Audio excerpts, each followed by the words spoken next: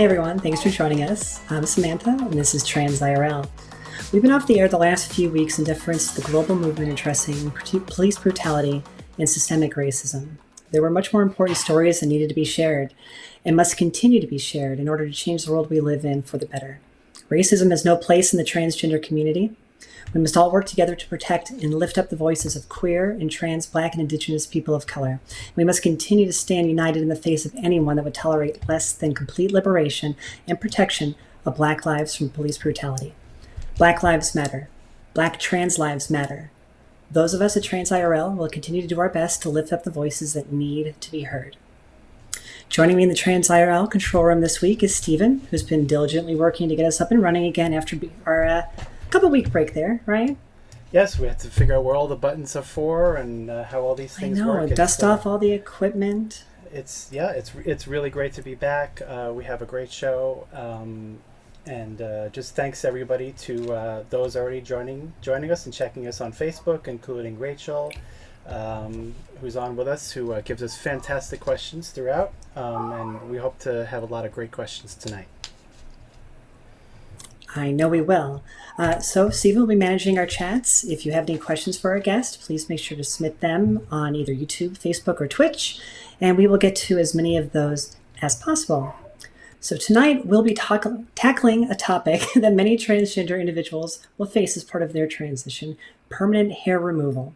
It can be a confusing process to understand and one that is best handled with professional care. Joining me tonight is the founder and owner of one of the oldest electrolysis centers in the United States, Senza Pelo. Founded more than 35 years ago, Senza Pelo in Phoenix, Arizona, has offered support and understanding to the transgender community since they opened their doors in 1982. Tonight we will talk about some of their amazing history in the transgender community, and also talk about how electrolysis and permanent hair removal works as part of someone's transition. So with that, I'd like to welcome Maria DeNicola to the show. Maria, welcome. Welcome. Thank you for having me here. It's so good to see you. It's so good to have you on the show. Normally, you're here in town. I've loved to have done this in person with you.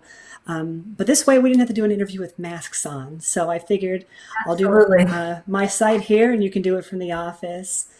But I'm so glad you're able to find some time to join us. I was prepared. You have your mask ready to go. But you have such a wonderful history, personally and through your business with the transgender community. I wanted to give you a little bit of time before we talk about hair removal to let you share a little bit of the history of your business and how you initially became involved with the trans community. Okay.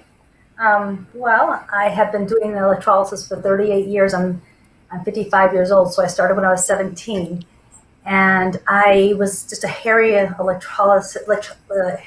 girl, and I wanted to have some beauty off my lip, of hair, take all the hair off my lip, and you can actually see it right there when you see the pictures. And so I had some work done on my lip from a electrologist in Miami, and when I was in 6th grade. And I was like, oh my gosh, I really want to do this when I get older. So I kept on pounding my parents, I want to do this, I want to do this. And we moved to Arizona. And I had an opportunity to go to a skills class in high school.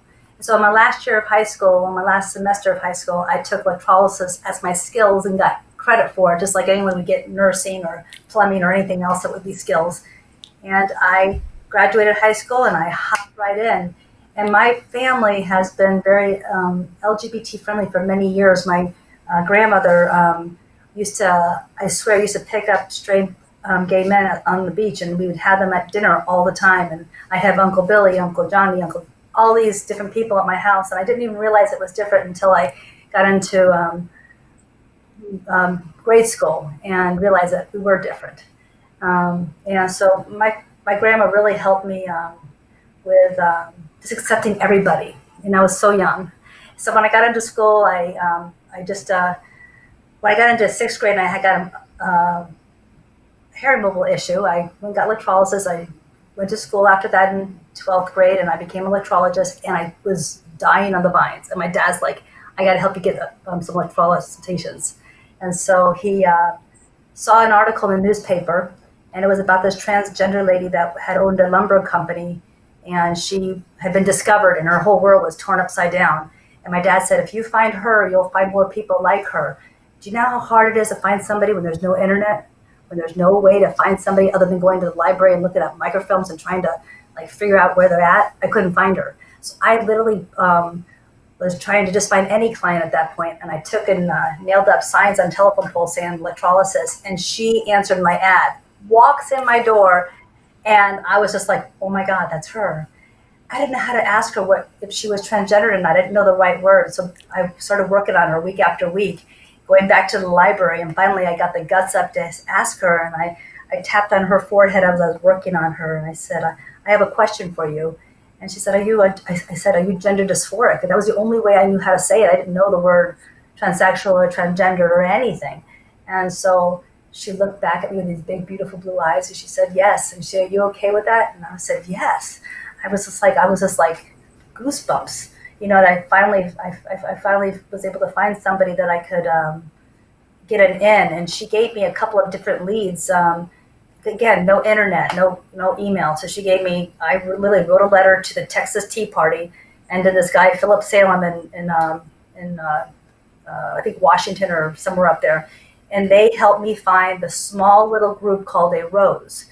And a Rose was a little tiny group that had maybe like 10 people. We didn't get together at restaurants. We got together at homes because there was no going out to restaurants and no going out. I mean, there are people out there that did, but the group was it wasn't acceptable at the time. And so we met at Susie's house and at my house and everybody's house. And the picture of Batman was one of my patients that was Batman for my daughter's probably 4th or 5th birthday. I introduced her to one of my electrolysis colleagues, and she married my electrolysis colleague. I mean, it was just on and on and on. So here I am.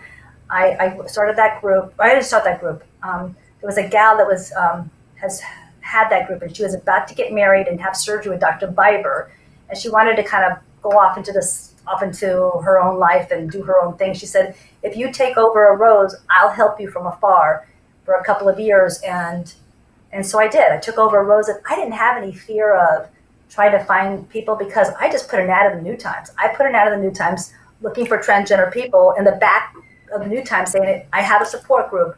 And that little ad it was like people were like, oh my God, there's more of us out there. To think about it, it was almost like going on the internet. For people who don't know, the New Times is the alternate newspaper in Phoenix. So that would be the place that you would normally list something like that at the time. Yeah, so I placed an ad in the New Times, and people were literally like literally went from like 10 people to like 50 people because there wasn't any community, and that was the community. I met my husband the same way. I placed an ad in the New Times. I said, not looking to compete, just looking for a man who's equal to me. I am. And here he is. And so there he is. And so I placed that ad, and the community just grew, and to the point where I wanted to give back to the transgender community. So we gave it back to the community, and it became Crossroads. And Crossroads was literally an interim between two different groups. And in that Crossroads, I was treating Monica Helms at the time, which she is the one that founded the transgender flag. And she was literally bringing swatches to my office. And we were going over colors and just, it wasn't even like a thing yet until she brought it to Crossroads. So there was a Rose and Crossroads. She brought the flag there. It literally was a group for maybe 6 months, so probably nobody remembers it. And Crossroads turned into TG Harmony. And TG Harmony turned to Arizona Transgender. And here we are. That's incredible. And I mean, the first time the trans flag that's widely accepted as the official trans pride flag was presented anywhere was in your living room. In my treatment room, yep. Mm-hmm. Yep, it was presented to the community at Crossroads. It was presented to me because here's the colors. What do you think about this? What do you think about this? Because she was a newbie. Monica was just like you, and when you walked on my scared, she had issues that she had to work through, and so she was trying to find something that she could do to give back to the community. And there was another organization called It's Time America, and we were It's Time Arizona, and there's another gal named Amanda Schrader and Monica Helms and Donna Rose and all these ones that were kind of in that era. And we were trying to go from little to like having some ability to get our name out. Well, this is before the internet, so some ability to have our presence out there. No, that's incredible and so wonderful. And for those who don't know, the first time the widely accepted trans flag was presented in public was at Phoenix Pride in 1999. And Monica had the flag in the parade that year, and that's the flag that the Smithsonian now has in its collection. Mm-hmm. So a little piece of local pride here. Mm-hmm. Very proud of her, and she served in the military as well, and she's just a very strong person. Absolutely. So that's a lot of the background and history of your business. How do you continue to support the trans community today? What organizations are you involved with now? Well, we have a group called Arizona Transgender, and it's the group that was the progression of all the groups that ended up being Arizona Transgender. And we have, up until like 3 months ago, or up until March, we had like every other week we'd have a dinner. We'd have places that were like wig stores and different things that people needed for services. They'd present, and people would go there, and they would get food and information and that kind of stuff. We've done a lot of stuff that just brought people together. Everybody that belongs to that group is a real like newbie. They're not quite ready to come to get electrolysis or get hormones. They're just trying to like, feel the bottom, see where their bottom's at, and work their way up to the top. Yeah. Well, that's when you need support the most, is right when you're on the cusp of moving forward. Mm-hmm. And then also Trans Spectrum, they're a really good group. They are a group that my girlfriend, I can't think of her name right this second, but you know her too. She started it, and she's a cis woman. Anyway, she started it, and she that group has grown, and it's also a really good group. Really good group. It really is. Over the course of your career, how would you say that the community has changed and grown over the last 35, 37 years? How is it different today than it was then? Mm-hmm. I'm so proud of the community. I've seen it go from, like I said, 5 to 10 people in a living room to just hundreds and hundreds and hundreds of people from as far as I can see of support. And I think that I do think the internet has caused an explosion of information. And when the internet happened, a lot of people that didn't have any resources all of a sudden had a lot of resources, and a lot of information was being passed, whether it be good, bad, or indifferent. People were helping each other, trying to find doctors and support. And there used to be a clinic called Galveston Gender Identity Center in Galveston, Texas, and it was the mecca of like transgender support. You'd go for counseling. This is how strange it was. For counseling, you'd fly there every couple of months to go to counseling there, so you can go to their doctor for gender reassignment surgery. Dr. Wang. Anyway, he's no longer in practice. But when I walked into the first meeting there, it was insane. I hadn't seen that many people in a room. There was a room of trans men. There was a room of trans women. And it was well put together, well supported. And we're talking about easily, I'd say 17 to 20 years ago. And it just has grown. Like there's so many, like my profession, we meet people just like me in a lot of different states. I have a lot of amazing colleagues that are that work behind the scenes. We get together and we talk about how we can better the trans community, like what modalities to use and what machines are favored. Of course, everyone has their favorite machines and favorite modalities and reasons why they would use them. But and on the backside, the transgender, there's a lot of transgender electrologists. I mean, it's a great field for somebody to go into. So as somebody who's been in it for a long time, and I'm actually young being in it for a long time, because I started so young, but since I've been in it for a long time, I'll help other people in other states reach their own transgender community. I mean, people come fly to see us, but you can get these services in other states, and I'll help those electrologists get themselves started. I know I went off some I history know we there. went off the topic there, but you can go back to the question. No, you're good. But let's go ahead and get into talking hair removal. And I think what we should probably address right off the bat is at a high level, we should talk about the options that are available: laser, electrolysis. So if you want to give us just a little bit of background of both methods of hair removal, what are the pros and cons, and what that looks like? Absolutely. Okay, so we have different types of modalities of electrolysis. We have thermolysis, electrolysis, the blend between the two, and laser hair removal, and IPL. Those are the types of hair removal.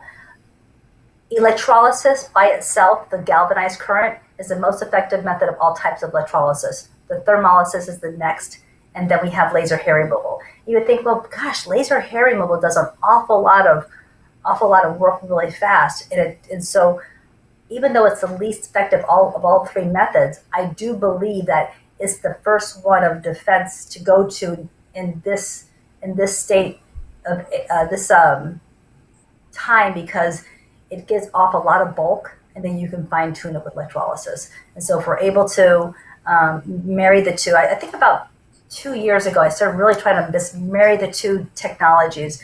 I have a patient come in, and I look at them, and I set them up for success. I make sure that they have a pattern so they're able to get done as soon as possible. And so I will look at them, and if they have any dark hair on their face at this time right now, when I start their consultation, I'll say, look, let's do a laser treatment, and let's get all the blacks off your face, and then whatever's not there, whatever is still there is the whites and the blondes and the reds, and we'll work on those in between. And it's worked beautifully because it ends up being less overall treatment, still the same amount of time, but we're talking about 1.5 years of treatment, regardless of whatever it is, because of all the different cycles of growth. But in there, I can cut the cost down by marrying those two treatments that we didn't do in the past. And now we're doing that actively and regularly, kind of hitting it, just to try to kill that black hair, and then going in there and doing electrolysis and fine tuning it. And so you were kind of in the crust of that, like you were in the beginning of like, Yeah, let's start looking at really it. how Yeah, my service went there. I pretty much did just that. Started with laser, but then between those laser sessions was doing electrolysis to knock out those hairs that didn't respond or were lighter colored and didn't necessarily get picked up by the laser pulse there.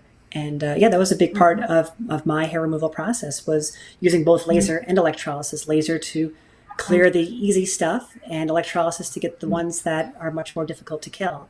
And there's a great picture of me on the table having some electrolysis done there. Beautiful eyes. Yeah. You know, I invited my colleagues to be on the show, so there could be some electrologists here. And so I just want to make sure that I say, I do hope so too. I put it on we have so many different boards, and I just kind of like slammed all the boards, and they liked it and everything like that. So hopefully they're here. But a lot of them just do electrolysis, and that's okay too.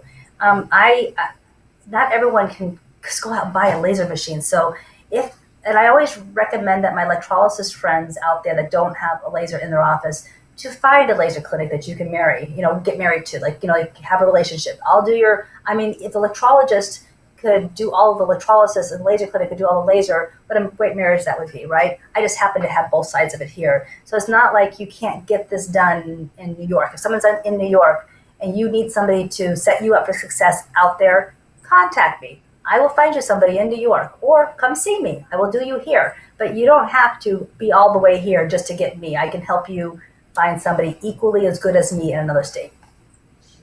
So let's talk about the differences between laser and electrolysis, because there's different ways that the procedures are done, and they have a different response to the body. I think you're probably better off describing it than I am, but I think it's important that people understand the way that laser is done versus the way electrolysis is done is very different. So I'll let you take that. Okay. Alrighty. With electrolysis, what I'm doing is I'm inserting a fine wire into the hair follicle right here. Okay. Right here is the blood supply of the hair. Without this blood supply, the hair can't grow.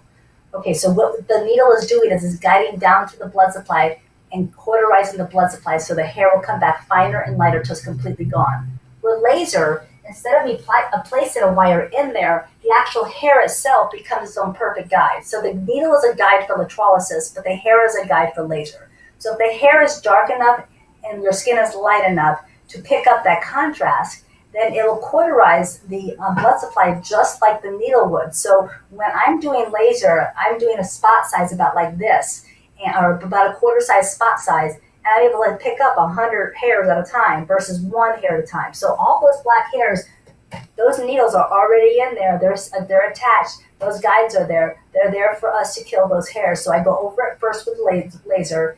It's called photothermolysis. And then all those hairs will fall out within 2.5 weeks. And then 2.5 weeks later, whatever's coming up here is either going to be a new black hair, which is a baby black hair, or a new black hair, or baby black hair, or a white or red or hair that the laser didn't see. And we're pulsing away at those hairs that the laser could see. And then when we come back, we'll do the electrolysis of the hairs we can't see. One of the nice things about laser is that you're able to cover a much larger area very quickly. And in that example there, you're able to do laser hair treatment on someone's whole arm in just a few minutes. Same for the face. It only takes 5-10 minutes to knock it out, because as you said, with each of those blasts, you're hitting about a quarter size area and hitting multiple follicles at once. So that is definitely an advantage of laser, in that it's treating multiple hairs at once, whereas electrolysis, you are actually having to treat each follicle individually. Mm-hmm. If you could put all three of our pictures up together, I could show you the difference in skin color, because you and I are both Italian. Okay, so if you look at us, I am a darker Italian than you are, Samantha. And then, so if you look at skin types, I would be treated with the least amount of effectiveness with my skin, because I have darker skin. So there's not as much contrast. And Stephen would probably not work very well because he's got a reddish tint to his hair, as well as there's probably some dark in there. So I still would hit him just to be able to, whatever I can kill with laser, I would do. But in the same token, I would say that he's mostly electrolysis, where you would be mostly laser filled in by electrolysis, but since we're Italian, we still get a lot of electrolysis. So our amount of hair. I was born with more hair than most people die with. That's all I gotta say. And now I don't have any. Irish born English hair, so I can't lay claim to being Italian in my makeup. I used to have a pact with God that if he would get rid of my body hair, I would let him take all of my head hair. I'm so glad he didn't. He took care of my body hair and didn't take my head hair. Oh my gosh. So let's talk about when someone's going out and they're looking to find a place to do laser or electrolysis, what should they be asking their potential service provider when they go in on it for that first session? Absolutely. Okay, there are so many different types of lasers out there. If anyone grabs a piece of paper to write it down, or you can call me up and I can give you this information. But there's Ruby, Alex, Diode, and YAG. Ruby, Alex, Diode, and YAG, okay? And then we have thermolysis and galvanized current, okay? So we have those are all the ones we're going to talk about. Ruby is for white skin, and so most of the people that I ever work on will not be a Ruby candidate, so I didn't buy that type of laser. I went and bought an alexandrite laser. The alexandrite laser is the most effective lasers of all lasers, okay? So it is the gold standard of hair removal laser. And then we have the diode and the YAG. The diode is for my skin type, and the YAG is for darker than my skin type. So alexandrite most effective, then diode the next effective, and then YAG. Even though YAG is still the least effective method of all types of laser hair removal, it still gets a bulk of like a black person's skin, or say my color skin to anything back darker than me. It's still going to get all those hairs and still going to get the bulk off to save money. And money and time is what we're trying to save here at all times. And for actual electrolysis training, what does that look like to become like a certified electrolysis? What's that process? So we train here. As a matter of fact, we have a student right now training, and it takes about 2 years to become certified. So you train underneath a clinic like ours for a couple of years, and then you're able to go out and do your own electrolysis clinic. And so everybody that we've trained so far has ended up working here and stayed here with us. Not so far. I've trained so many people over the years in different states and stuff. But it's basically a 300-hour course, but that's just to get the basics. Then you have to speed up and you have to be accurate and that kind of stuff, which takes about 2 years to get all of yourself really feeling confident and be able to pass the test and be able to take the time to do it. So 2 years. What are the dangers if someone isn't adequately trained to do electrolysis? In our state, crazy enough, we are an unlicensed state. So literally when I say to you, no lie, you can be an electrologist by buying a machine and working next tomorrow. That's a scary thing. So most of my colleagues here just basically were chairside trained and don't have any certifications. And so I believe that when you don't invest into your career, like with continuous education, you don't grow. And if you don't grow, you don't understand what's the new things that you need to do to grow and to be better.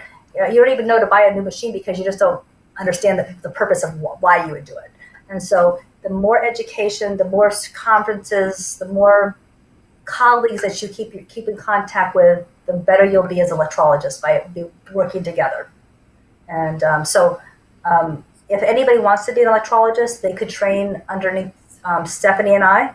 And if you're in a state that's a licensed state, I can set you up for success with a school in that state. There's a great school in California. There's a great school in Chicago.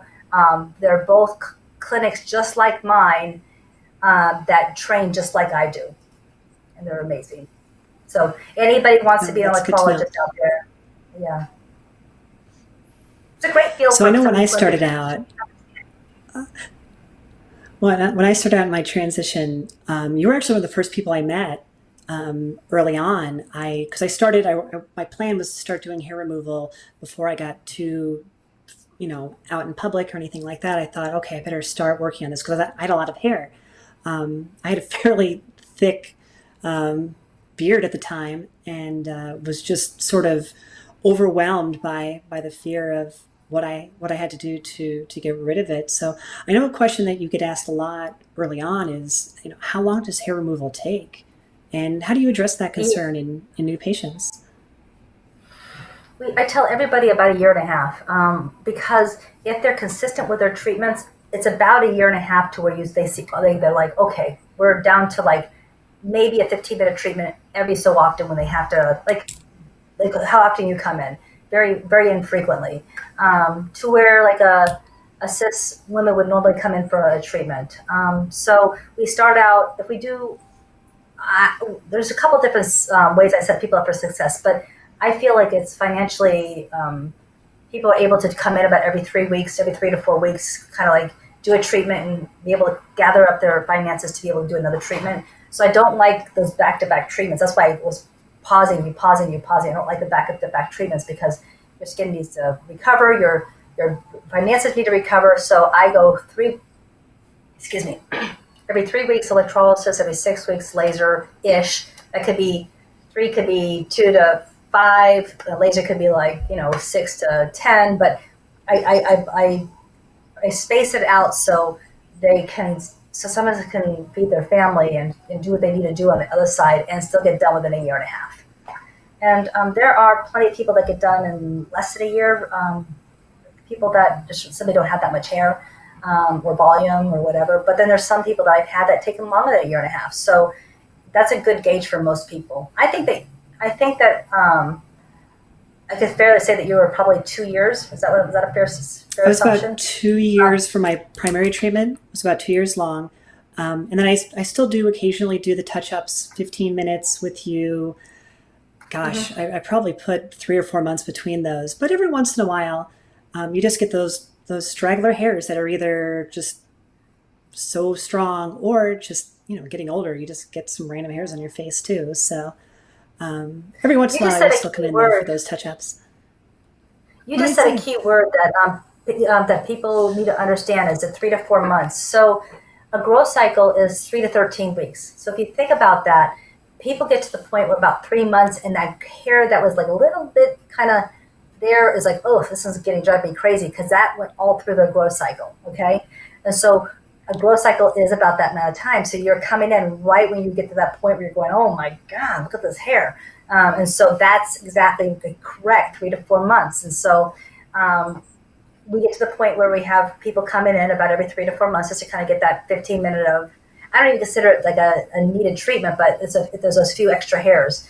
It becomes a needed treatment when we start to pull them, because they end up getting more hair because of the pulling. Yeah. I got an itchy nose, by the way. So you're fine. In addition to facial hair removal, you also offer hair removal for people seeking gender confirmation surgeries, and that's both people seeking vaginoplasties and phalloplasties, right? How does that process work, and how soon should people start hair removal prior to surgery? All of our consultations now come with the saying, we really should start your surgical area when you start your face, even if it's a little bit, because it really does take that 1.5 years. So they end up starting their face, and they'll get to be about 6 to 9 months in, and they'll go, oh, my surgery's in 9 months, or my surgery's in 6 months. And I'm like, so I'm getting to the point where let's start it right away if we can somehow do it. And even if it's just the laser to get the bulk out, that's cool too. But it's a 1.5 years, and we treat them about every 3 weeks. Just like I have people on my system. I do every 3 weeks, 2 to 3 weeks a treatment, sometimes 4. And if they tell me that my surgery is in like 6 months, I mean, there is a good possibility that we're not going to be able to kill those hairs, and we can't really do any laser treatment, because the laser keeps the hairs gone for a good 3 months, because you remove those hairs in that growth cycle 3 to 13 weeks. So you'll start to see a budding of a hair in about 3 weeks, but you'll see the hairs that came back at about 3 months. And so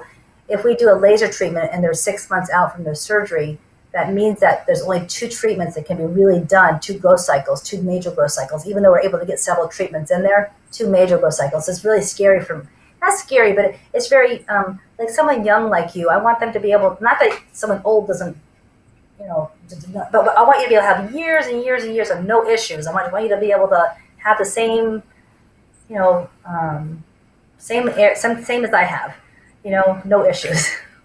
And so Absolutely. It takes a 1.5 years, every 3 weeks, and we set them up as soon as they come in. And if they don't want to do it, I just make sure they understand it, because as long as I explain it to somebody and they are adults and they make their own decisions, I'm good. If I don't explain it, they don't know, then I feel bad. All right, so I want to go ahead and go over to our viewer questions now. If you're watching live on YouTube, Facebook, or Twitch, and you have a question for Maria or myself, put it in the chat. We'll try to get to as many as we possibly can. We're going to start right now by answering some of the questions that were submitted through Instagram earlier this week. So our first question is electrolysis and laser safe if you have a pacemaker? Electrolysis and laser is safe if you have a pacemaker. However, I still get a note from a doctor to make sure that the doctor is aware of it and that they're okay with it, because you just never know. Their doctor might not want us to go forward unless they're under some doctor care. But I don't have any problems with it, and we do thermolysis on our patients that have a pacemaker, which is a thermal current. So no ground. Got it. All right, our next question here, at what point does laser stop being effective? Okay, so as long as you can feel the hit, like the as if the hairs are being treated, the feeling, it's almost like the hair being pulled out feeling. If you can feel that, then you're getting some good damage. I like to see very few black hairs on the face when I'm doing electrolysis. So I'd like to be able to keep it just to the gray hairs. And so laser, I'd say a good 8 treatments is a good number to do. Some people do more. I mean, I just had a patient that just told me yesterday that she did like 30 treatments someplace. And she came in and I was just like, where? Because the laser was an ineffective laser. And I can't, not every laser is the same as a good laser, Yeah. 8 treatments. All right. Next question. Can electrologists, ethically or legally refuse to treat assigned male as birth genitalia on trans women? Legally, I don't know. Ethically, I think it's wrong. And it's interesting because how I really started doing a lot of surgical areas because everybody would send me their work. I was getting work from everybody, for because I was willing to do it and they weren't willing to do it. But nowadays, I'm having all of my electrologist friends or electrolysis colleagues around the country are just they come in and they actually will watch us do with somebody. They want to get trained to do genital work. They're actually wanting to do it. So I would say that you have on the boards. I see people squirrely about it and don't want to do it, and they don't know how to get out of doing it, and so they're trying to figure out what wording, not to hurt somebody's feelings, but they don't want to do it. But the majority of them are doing it now. The majority of them are doing it without lidocaine. Yeah, we need to definitely talk about pain and lidocaine. We'll talk in the question after this next one here, but let's go ahead and bring this one up. How common is hyperpigmentation and how is it treated?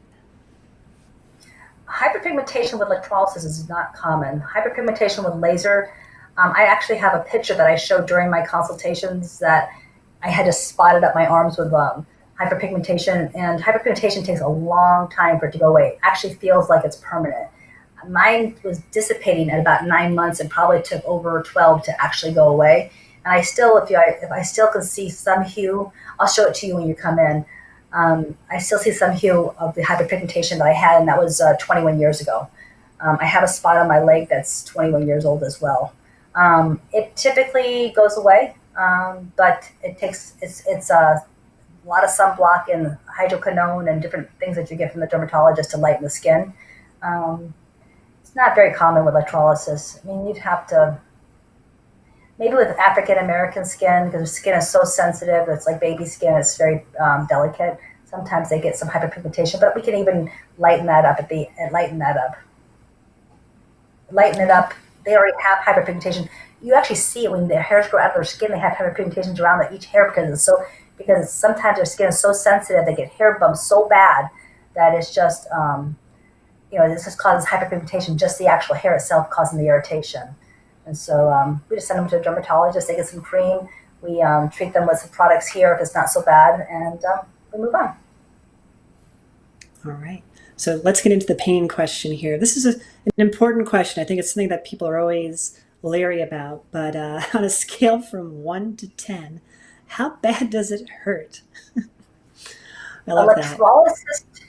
Electrolysis to me hurts more than laser hair removal. But so I would say electrolysis on the face is fairly, it's okay. I mean, the mug area right here is awful. But what's interesting is the longer you have electrolysis, the longer you subject yourself to this, the more, I don't want to say comfortable, but your body at least gets used to that pain. At some point you can start to block it out. But the issue that I had with it is that, every follicle that you go into, you just get hit with that, the jolt of electricity or heat in a blended technique, both.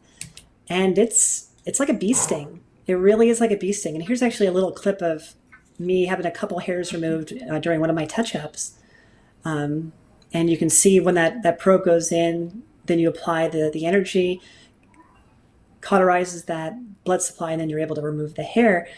Each one of those is like a little bee sting. And what's tough is when you have a long session, a couple hours, and you're on the table for 3 or 4 hours, that pain just sort of builds too. It doesn't get any easier.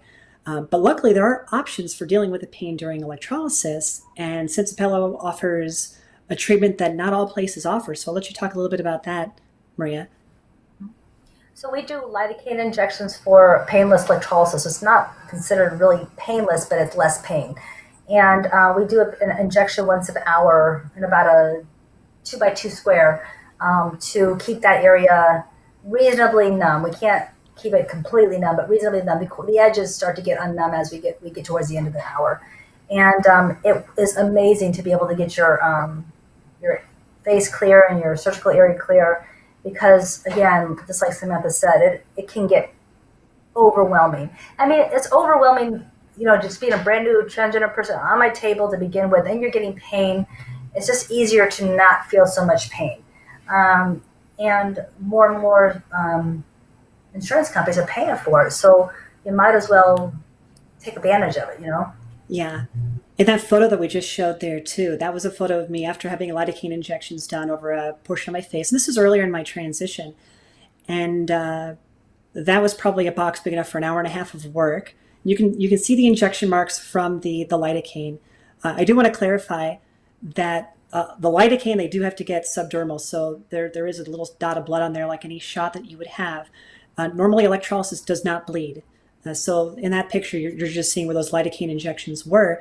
But when I was on the table and I did the lidocaine injections, after those shots were in, I could literally sleep through the next hour or 2 hours while having treatment done on my face. So I know for me personally, who doesn't have a very high pain tolerance, having that option to have lidocaine injections was huge in my ability to get through large areas of electrolysis. Otherwise, early on, especially when my hair was very dense, if I didn't do the shots, I'd only go maybe 5 or 10 minutes without having to take a break because I was just crying too much usually.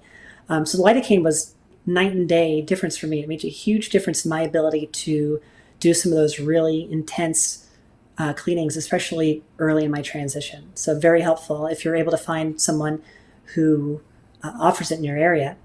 And I guess it's important also to bring up that you have people that travel from across the country to come see you for electrolysis. That's a big portion of our business is people that come into Sky Harbor Airport and get onto the light rail. It drops them off right in front of our office. So it's very convenient for people to not have to get a hotel or a car rental. They literally just get in and take the first flight in, take the last flight out, or they might get a hotel for the night. But it's very simple.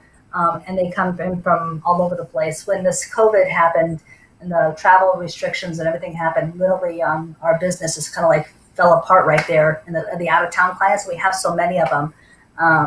And so it's just kind of a shame, but they'll come back. But we have people from coming from all over the country. I actually have people coming from different countries, all over our country and other different countries.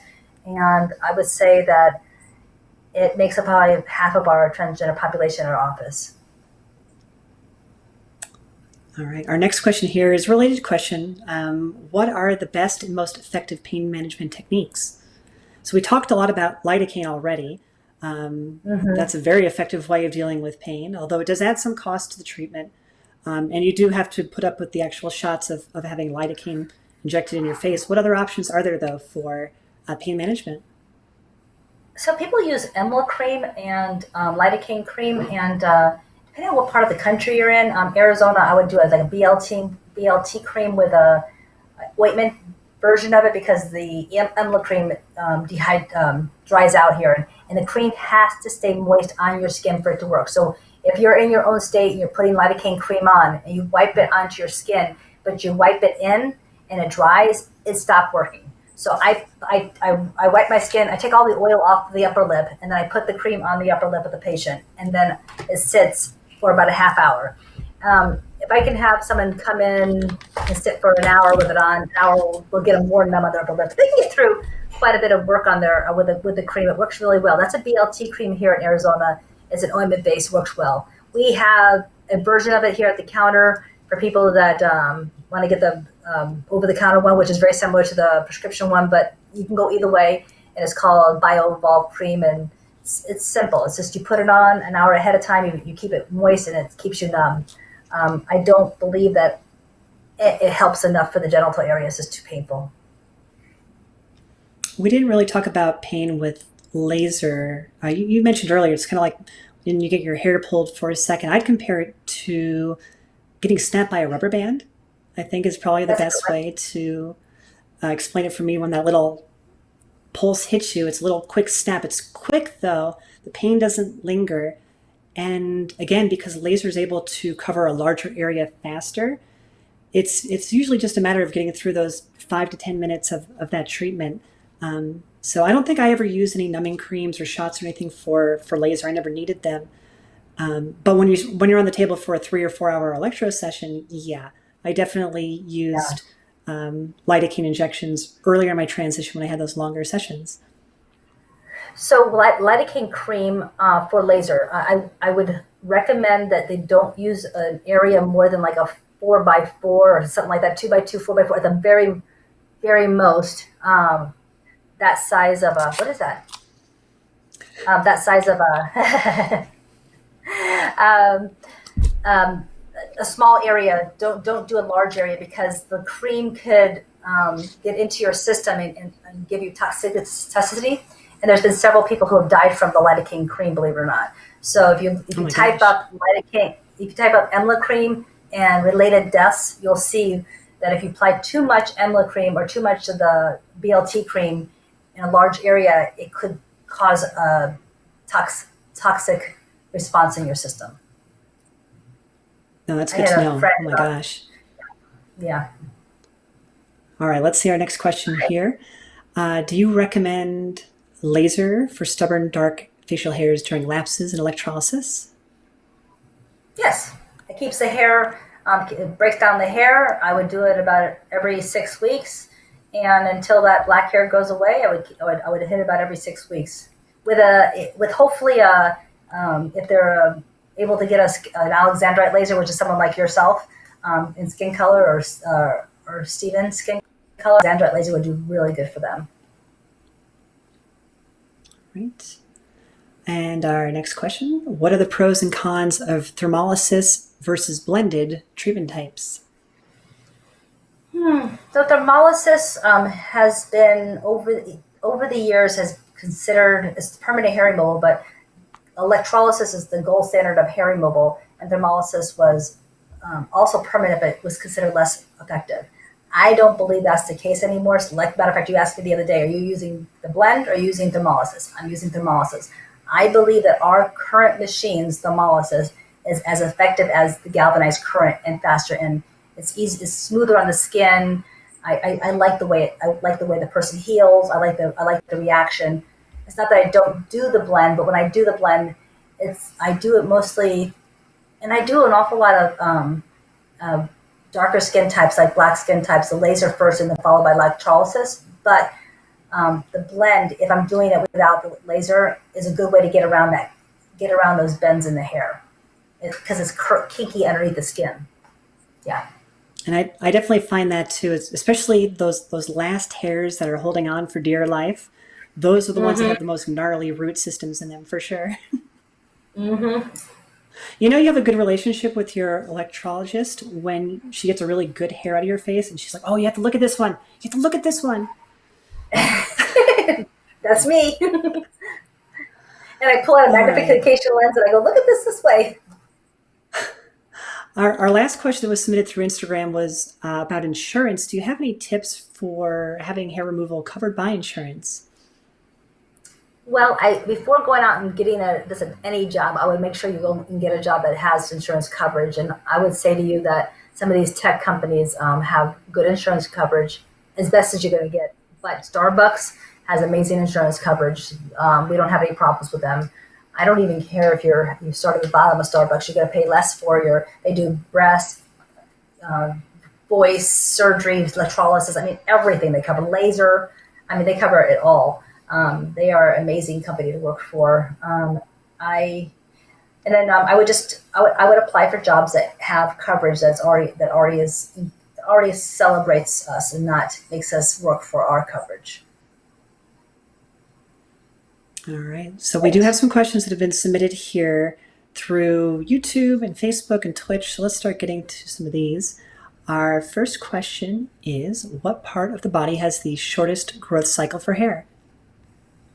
Well, peach fuzz and like eyebrows, because when you think about how long a hair grows, like the chin here, the underarm there, the legs, about that much, and your hair on your head, go there. So the hair on the head is outside the 3 to 13 week period of time, but the body hair is about 3 to 13 weeks, and you're constantly shedding hair. So your eyebrows, you think that they're your eyebrows that you had all along, well, they'd be like long if they were. So they shed out, and you're constantly getting new ones all the time. So I would say the shorter the hairs that grow, the ones that have the shortest growth cycle. There's nothing scientific about this, but I feel like the life cycle of my eyebrow hairs is about 3 days because I never stop plucking. They're just always coming in. Interesting. When you come in next, we have to hit those. I know, we really need to. All right. Our next question here is, what part of the body has the highest density of hair follicles? I would say the hair on your head, and right about in this area here, at the back of it here. And this is just off the top of my head. I have no scientific things here. I'm just thinking about this. And the pubic area. Those are the two areas. And then like the mound of the pubic area. All right. Next question from YouTube here. This is an important one. Does electrolysis leave the skin rough or textured in any way? Shouldn't. You have, if you're doing a lot of electrolysis, you have healing time. And your electrologist is going to try to slow you down and, space you out and that kind of stuff. I'd say that the best way to avoid having any type of issues is to space your treatments out to give yourself enough healing time. I don't know if I have a battle going on all the time with, let's space your treatments out further. No, I got to transition sooner. Let's space your treatments out further. I got to transition sooner. And it becomes an issue of heal time for skin. I jumped in on your treatments and said, no, we're stopping for a little bit here. I put my foot down and I stepped in and because I can see I can see ahead, and I didn't like what I saw ahead, so I had to pull you back. And you're like, I can't be pulled back. I have to transition. And I'm like, I'll get you here. I promise you. But Thank you for saving my skin, Maria. I do that for everybody. And literally, if I see something like this happening, it doesn't make a difference if it's my patient or my colleague's patient. I try to educate. No, it's important. All right. Our next question here is, how are you handling risk with COVID-19?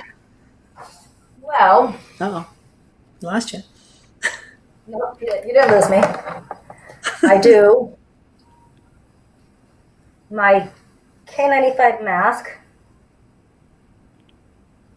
and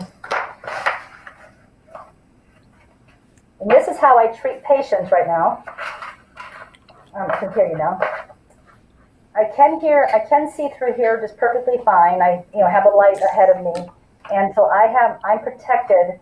And then when I'm working on my patients, they get their temperature taken before they come in. They can't walk into the building without calling ahead of time. They can't walk in with anybody else. And so, of course, we can't protect 100% because, we're taking temperatures and there's a 2-week lag time, but we're doing the best that we can, and I'm protecting you the best that I can. And I'm protecting myself as well because I'm important. I'm important and you're important, and I just want to make sure that I do my...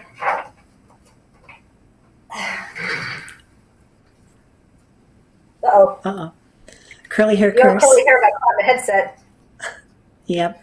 Story of my life. That was funny. Anyway, so we have like literally a system, and all my colleagues, you should see them all over the country. We're all trying to make everyone protected, and we're all buying what we can. And you got to understand, we weren't able to get the PPE like regular doctors were. We were like the stepchild for sure. I was begging people for PPE. I bought so much PPE, and I'm helping my colleagues with PPE because it's just crazy that they wouldn't give it to us because we're not treating somebody healthy. We're treating healthy patients. And so anyway, we're doing the best we can, and we're so far doing okay. That's awesome. I mean, you provide an essential service, right? This is an essential service for people in their transitions. It's essential before surgeries. There are surgery dates that are coming up, so it's great that you're still finding a way forward with the current restrictions and trying to keep everyone as safe as possible. So thank you for doing that. All right, let's see our next question here from the live. What is the future of hair removal, and is there a less time-intensive method on the horizon? Well, the future of hair removal, we're moving forward. I mean, the machines that we're getting, like the ones that we just got recently, they're the top of the food chain when it comes to epilators. And I don't see anything on the horizon other than better, smoother but still, yeah, still very effective. New equipment coming out, and hopefully the electrologists out there are investing in new technology so they can give their patients newer technology. The most recent thing that came out that was a flop was microwave hair removal. And my girlfriend, Roxanne Riley, she was a trans lady who she was my patient, and she decided to do laser hair removal. She invested in one of these machines. She had red hair, and it treated red hair, blonde hair, blah blah blah. And they did I do believe that it worked, but the company belly flopped. So I think that one day in the future there could be again microwave hair removal. It just didn't take off, and it was around for, I don't know, about 4 or 5 years. And she invested in it, and she did it for a while, and she got rid of hair. So I'm assuming that someone's gonna, take it again and run with it, but nobody has yet. It's very painful, very painful. Sounds like it. Jeez, I don't know if I want to cook my skin. I know.